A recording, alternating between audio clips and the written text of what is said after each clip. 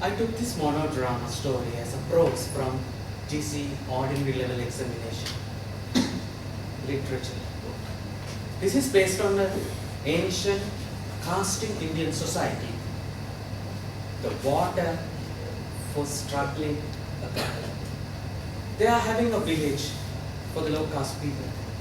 One village in the other side of the village have for the Thakur is a high caste person who does not allowed to take water from any low caste person. And the other end of the village have shopkeepers where he is selling water very expensive. And somewhere in the middle have a well for the low caste people. They are struggling for that. Every morning, Gandhi filled the water to the low caste. Jobu is a sick person who's suffering from water.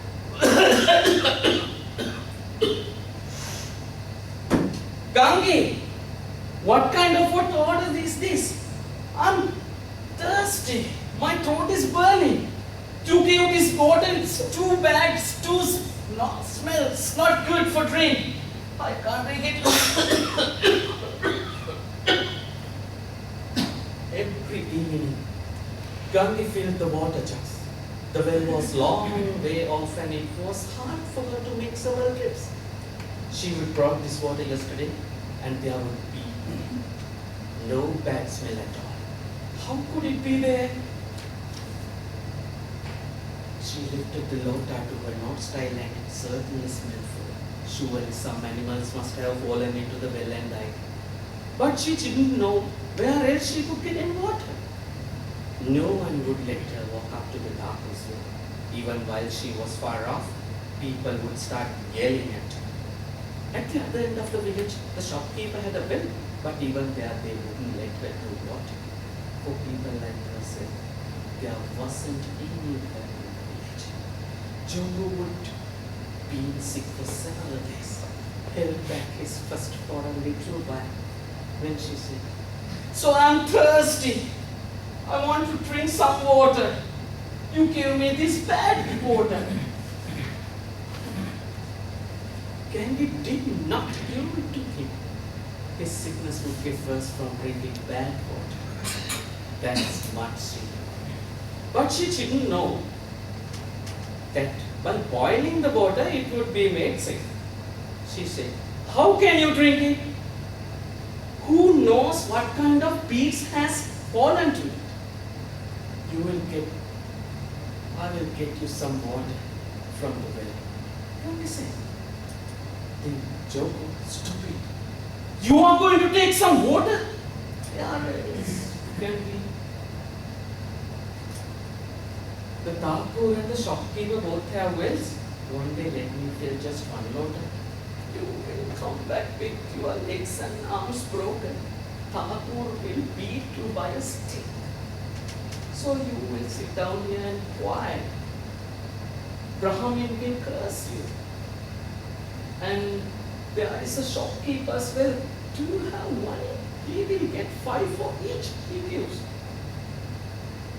No one is giving water like people who are living in this society. Hush, the truth was their words. Genki could not deny, but she wouldn't let him drink that stinking water.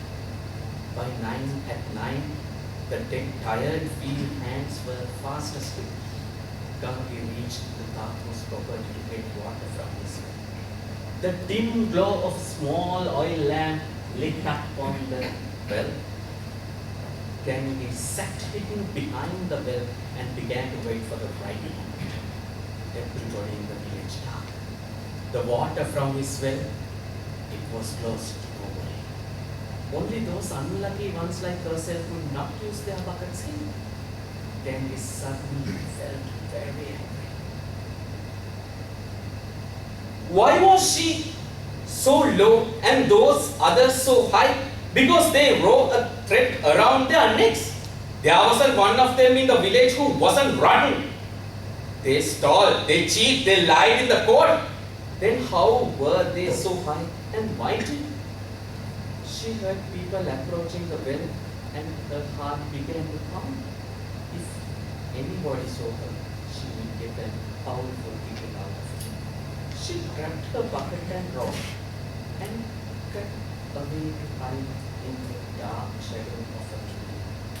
At that time, the woman has come to take water from the well.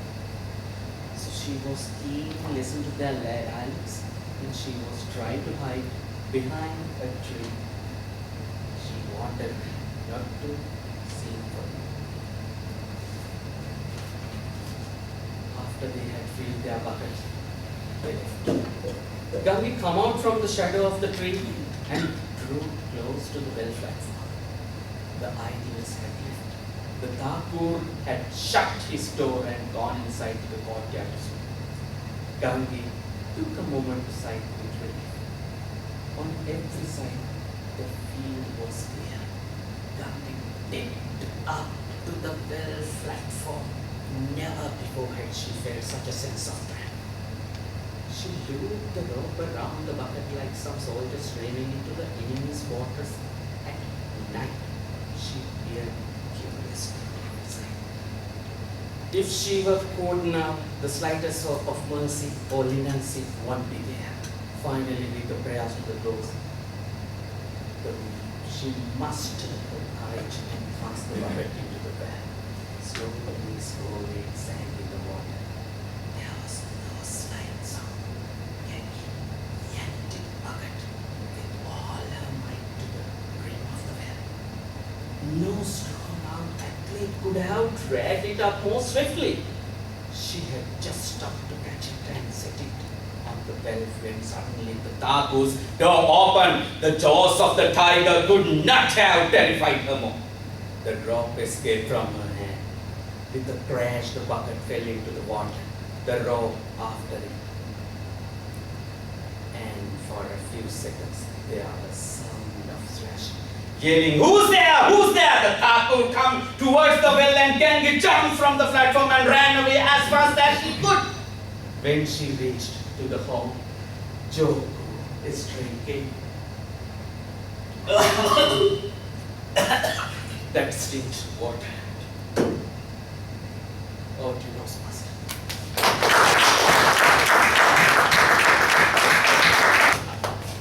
Toastmaster Chamikara, even before you start your speech here, you got the attention of the audience from the way you had dressed. It's not a must in your speech, but you have taken extra effort to do that, and that gave the real dramatic effect, which we enjoyed very much. Thank you for that extra effort, Chamikara. And your monodrama was based on the struggle for water, which went through Gangi and Jogi. And for your project, you have selected to play the role of Jogi. And you played it really well, Chamikara. You portrayed very well the emotions and feelings of Jogu from the incidents which he faced. His desire to get drinkable water and how he felt because of his illness, and also how he worried about the safety of his loving wife, Gangi. You portrayed everything in a very nice way, attracting the audience attention very much. And the voice you used, the facial expressions and the gestures also gave us that message you wanted to convey. The atmosphere you explained was very nice.